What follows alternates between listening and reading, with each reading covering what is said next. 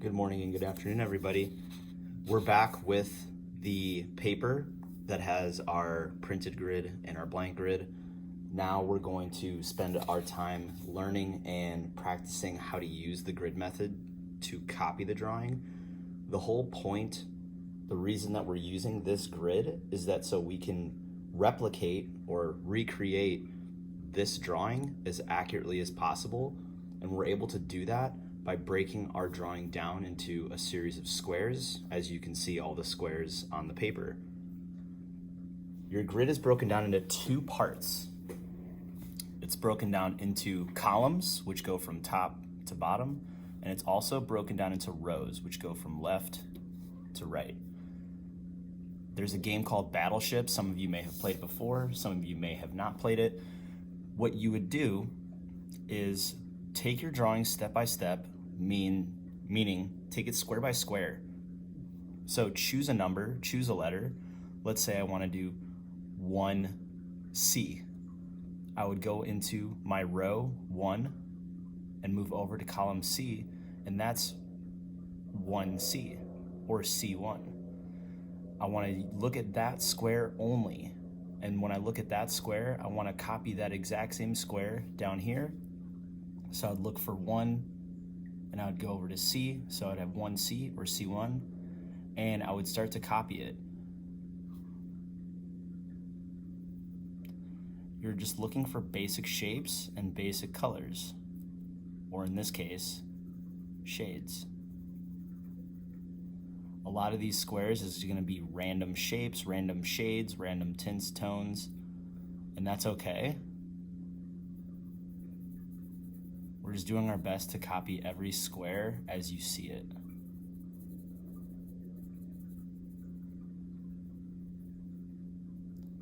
What you might notice is a lot of these squares, they're not going to have anything super specific other than just some dark grays and some light grays, and that's okay.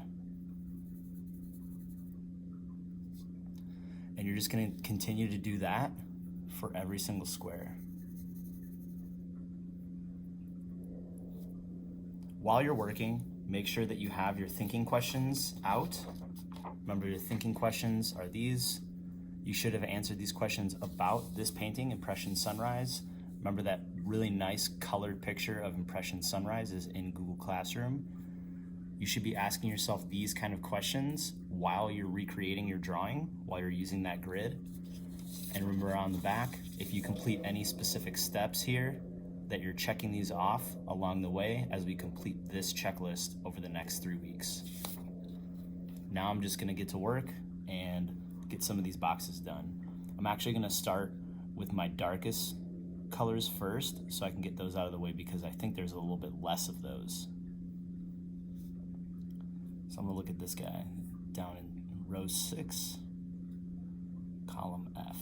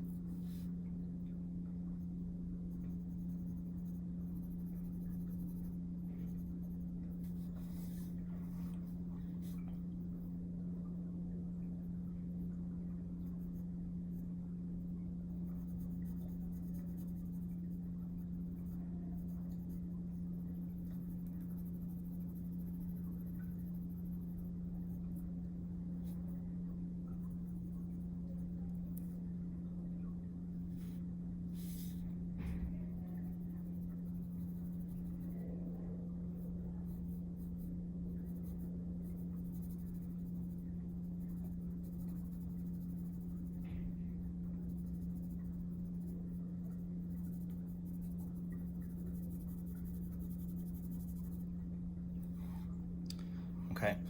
You'll notice I'm doing everything one square at a time. I'm making sure that I'm counting my rows and my columns. I'm trying to make sure I'm matching my values to the values on my value scale. My dark should be my darkest dark. My light should be my white of the paper. Take your time. And above all, the most important thing is, even though you know what it might be, if I know this is a fisherman in a boat, I'm not trying to draw a fisherman in a boat. I'm just trying to match that value and draw those shapes. It all starts with the basic shapes first, and then you could start working in the detail if there is detail. And that's it. So your goal is to get a grid that is labeled with columns and rows on both the printed version and the blank version, and then you're using the grid method to recreate or copy the drawing down in the blank version, going square by square. You can do that by just counting your columns and your rows. As an example, my big fisherman right here is in row 6, column F. I can go to row 6, column F, and I have my fisherman in the same spot. As one last example, if I chose the sun here, that's in H3. So if I go down to H, 1, 2, 3, I can put a small circle right here.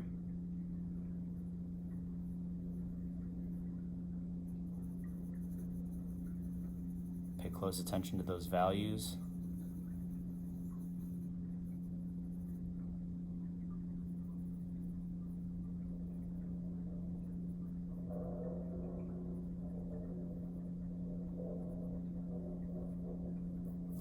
That's what you do. Good luck. Make sure to ask if you have any questions for me or Miss L.